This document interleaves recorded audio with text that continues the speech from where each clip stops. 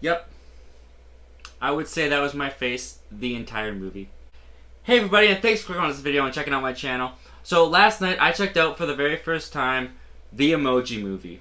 And this is my first experience with the Emoji Movie. These are my thoughts and opinions on the movie. If you'd like to share your thoughts and opinions on the Emoji Movie, comment down below and let me know all your thoughts and opinions about this movie. And with all that out of the way, let's talk about the Emoji Movie. So the Emoji Movie takes place in a kid's smartphone called Textopolis. When our protagonist Gene, the meh emoji who keeps making the face besides meh, sends out the wrong face in a text to the girl that his smartphone owner likes, he sets out on a quest along with his new friend High Five to find a hacker who can help him make the permanent meh face. Okay, so it's no surprise and it's no mystery or secret that the Emoji Movie has not gotten very good praise at all. From audiences, from critics, from everyone that's talked about this movie that I've heard, this movie is universally known as an awful movie.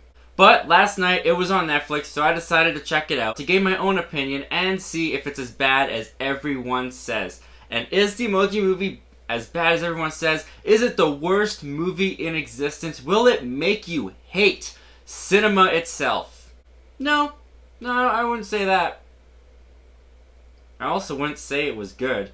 Okay, so here's some positives about the movie because I didn't hate this movie. I didn't like this movie, but I also didn't hate this movie. The protagonist of Gene, the meh emoji that we're following to make the meh face, he was okay. I didn't mind him. He was the most interesting emoji because he was able to have more expression than just the one that he was given. And the way that they changed his expressions was kind of fun, to be honest. I didn't mind the animation and how they did that. Also, the character of High Five, his buddy on the trip. I kind of liked that character. He wasn't that bad. Although halfway through the movie, he did get pretty annoying. Also, the character that they go to find a hacker. She was okay. The three that we were following, our main characters, they were fine. It's everything else in the movie. Okay, so first off, this starts off with the world of the smartphone called Textopolis.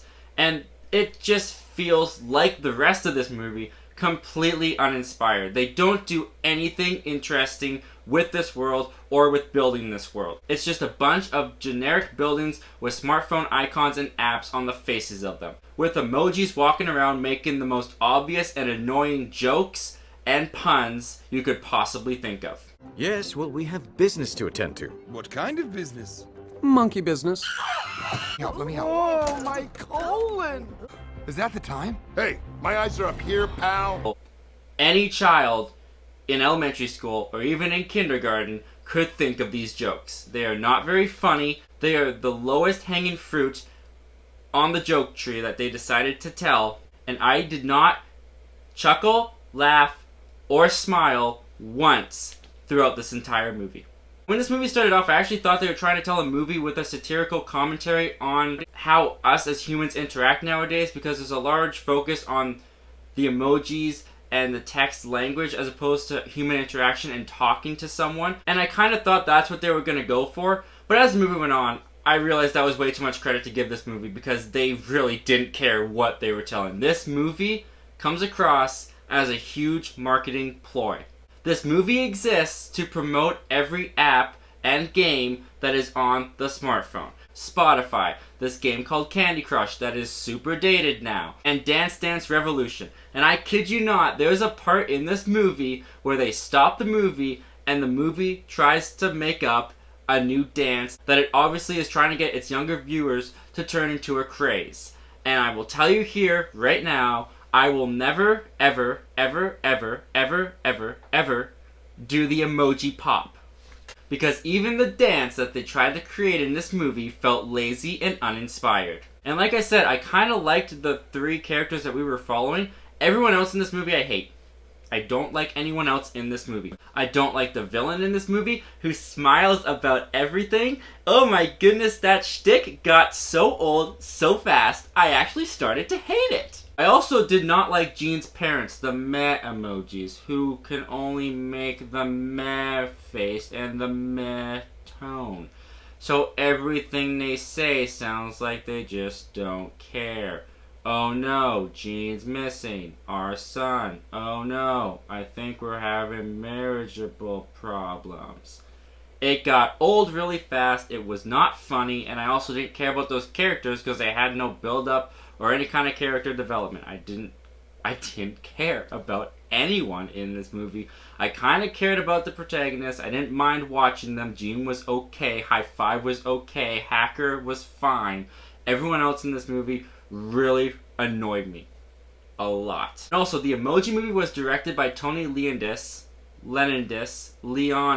I don't know, that guy. And the only reason I know that is because his name popped up in the end credits, and I can't tell you who this stars because I watched this on Netflix, and I waited through the credits to see who exactly was playing who, because I recognized some voices, but I couldn't necessarily remember who they were. And there was no cast list at the end of this movie. The cast did not want to be attached to this movie for the home video release, because at least on Netflix, there was no mention of the cast. Their names didn't pop up in title cards at the beginning of the film, and I went through the whole credits like 3 times, and at no point did the cast list come up. There was a mid-credit scene that also wasn't very funny, and after the mid-credit scene there's a huge blank space, and it seems to me like that blank space is supposed to be where the cast list comes in, but there's nothing there, and it goes down this huge blank space until it hits who wrote the story, the production, all those guys, but no members of the cast is on this movie. And that's really funny to me, that not even the cast wanted to be attached to this marketing ploy. And guys, in the end, the Emoji Movie is not as bad as I actually heard it was. It's just so obviously a marketing ploy.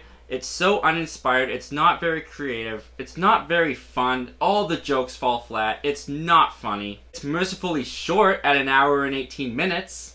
But I would not recommend this movie to anyone, not even a young child. There are so much better animated films with way better humor. Show them Ralph Breaks the Internet with a similar kind of concept of the internet, but with way better jokes. For example, in Ralph Breaks the Internet, there's a scene with pop-up ads. And they don't specifically say they're pop-up ads, you just find out through the way that the movie presents them and what they do, that your brain connects it to real life, and that's where the humor comes in, because you're like, ha, oh, they're pop-up ads, that's clever. In this movie, they hit every single internet reference and joke over the head. This movie isn't for anyone over the age of 3 years old, and I really wouldn't recommend that anyone waste their time on it.